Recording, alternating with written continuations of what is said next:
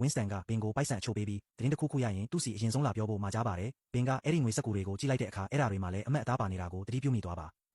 ရုံခန်းမှာတော့ယောဘီကရက်ွက်ထဲမှာဖြစ်ပျက်ခဲ့တာတွေကိုဘင်ကိုပြောပြပါတယ်ဂျန်နက်ကလည်းအချက်အလက်တွေရှာဖွေပေးခဲ့ပြီးဖလင့်အက်ဒီဆင်နဲ့လော်နီတို့ဟာစစ်တုံးပန်းချင်းတူဖြစ်ခဲ့ဘူးကြောင်းဖော်ထုတ်ပေးပါတယ်အဲ့ဒီတပ်ပုံဟာသူတို့ကယ်တင်ခံရတဲ့နေ့ကရိုက်ထားတာပါဘင်ကယောဘီနဲ့တီးတန့်စကားပြောပြီးကတ်ဟာမျိုးတော်ဝန်အားဖြက်စီကိုသတင်းတွေပေးနေတဲ့တစ္ဆာဖောက်ဖြစ်လိမ့်မယ်လို့ကောက်ချက်ချလိုက်ပါတယ် Winston ကကတ်ကိုတက်ပစ်လိမ့်မယ်လို့ဘင်ကစိုးရိမ်နေမိပြီးဒါဟာသူ့ရဲ့ချစ်သူ UB ကိုတတိယစေတာကြောင့်ရော BC ကနေအက်ဒီဆင်ရဲ့ဇနီးဘီယာရှိနေတဲ့နေရာကိုတောင်းလိုက်ပါတယ်လမ်းမပေါ်မှာဘင်ကတဆုံတယောက်သူ့နောက်ကိုလိုက်နေမှန်းသတိထားမိပါတယ်မိဘမဲ့ကောင်လေးဖျန်ကီကအဲ့ဒီလူရဲ့အိတ်ကက်ထဲကိုနှိုက်ပြီးဘင်ကိုကူညီဖို့စူးစမ်းပေမဲ့ထိုလူကတိသွားပြီးကောင်လေးကိုတွန်းထုတ်လိုက်ပါတယ်ထိုလူပြန်လှည့်ကြည့်လိုက်တဲ့အခါမှာတော့ဘင်ကပျောက်ကွယ်သွားခဲ့ပါပြီဟိုတယ်မှာဘင်ကဘီယာကိုသူ့မအနေနဲ့ရှိနေကြောင်းသတိပေးပေမဲ့ဘီယာကဒေါ်လာတဲ့တူညာမပေးရင်မပြောင်းရှိနိုင်ဘူးလို့ညင်းဆိုပါတယ်ဘင်ကပိုက်ဆံနဲ့ပြန်လာခဲ့မယ်လို့ကတိပေးခဲ့ပါတယ်အဲ့ဒီနောက်ဘင်ဟာဆီလ်ဗာမန်စီတွားရောက်ပြီးသူ့တဲလုံဆက်အချိုရနေပြီဖြစ်လို့မကြခင်အဖြေရတော့မှာပါလို့ပြောဆိုပါတယ်ဒါဟာဝရန်ဒါတကားတွေမှာပင့်ကူမြင်တွေတွားပိတ်ထားနိုင်ဖို့အတွက်အာယုံလွှဲလိုက်တာဖြစ်ပါတယ်တစ်ဖက်မှာတော့ယောဘီဟာဖလင်းနဲ့လော်နီတို့ရဲ့တပ်ပုံတွေပါဝင်တဲ့သတင်းဆောင်ပါကိုသတင်းစာတိုက်စီတွားရောက်အောင်အချလိုက်ပါတော့တယ်ညနေပိုင်းမှာဆီလ်ဗာမန်ရဲ့လူတွေဟာဘင်ရဲ့တိုက်ခန်းကိုစောင့်ကြည့်နေကြပေမဲ့အထဲမှာရှိနေတာကဘင်မဟုတ်ပဲရုပ်ဖြတ်ထားတဲ့ဖျန်ကီတာဖြစ်ပါတယ်အဲ့ဒီအချိန်မှာပင့်ကူဟီယိုဟာသူ့အရင်ကပိတ်ထားခဲ့တဲ့ပင့်ကူမြင်တွေကြောင့်ဆီလ်ဗာမန်ရဲ့အိမ်ထဲကိုအလွယ်တကူဝင်ရောက်နိုင်ခဲ့ပါတယ်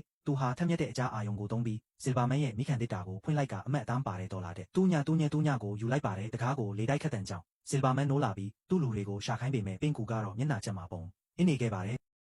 နောက်ပိုင်းမှာကတ်ဟာအိမ်ပြန်ရောက်တဲ့အခါအတန်ကြားလို့တင်းနဲ့ကင်ပြီးစစ်ဆေးရမှာဖလင်းနဲ့ပြန်လဲဆုံတွေ့ခဲ့ရပါတယ်သူတို့နှစ်ဦးဟာချစ်သူတွေပြီးနန်းရှုံနှုတ်ဆက်ကြပြီးဆီလ်ဗာမန်နဲ့ပြဿနာတွေတက်နေလို့အတူတူထွက်ပြေးဖို့ကတ်ကဖလင်းကိုတိုက်တွန်းပါတယ်ဒါပေမဲ့ဖလင်းရဲ့ခန္ဓာကိုယ်ကထပ်မံပြောင်းလဲလာလို့သူဟာကိုမထိန်ချုံနိုင်တဲ့အပေါ်စိတ်ပြက်ပြီးနေရန်ကိုထိုးချိတ်ကသူဟာလူသားမဟုတ်တော့တာကြောင့်အတူမနေနိုင်ဘူးလို့ပြောပြီးထွက်ပြေးသွားခဲ့ပါတယ်နောက်တနေ့သတင်းစာမှာယောဘီရဲ့ဆောင်းပါးဟာပြုပြင်ပြောင်းလဲမှုတွေနဲ့ဖော်ပြခြင်းခံရပါတယ်ဖလင်းနဲ့လော်နီတို့ကိုတတဝါဆိုးတွေအဖြစ်ဖော်ပြပြီးရဲတွေကိုတော့ဒေတာခံတွေကိုကယ်တင်တဲ့ဟီးရိုးတွေအဖြစ်ရေးသားထားတာကြောင့်ယောဘီဟာအလွန်တော်သက်ထွက်သွားပါတယ်ဟိုတယ်မှာတော့ဘင်ကဘီယာကိုပိုက်ဆံပေးပြီးသဘောတူညီချက်တစ်ခုလုပ်ခဲ့ပါတယ်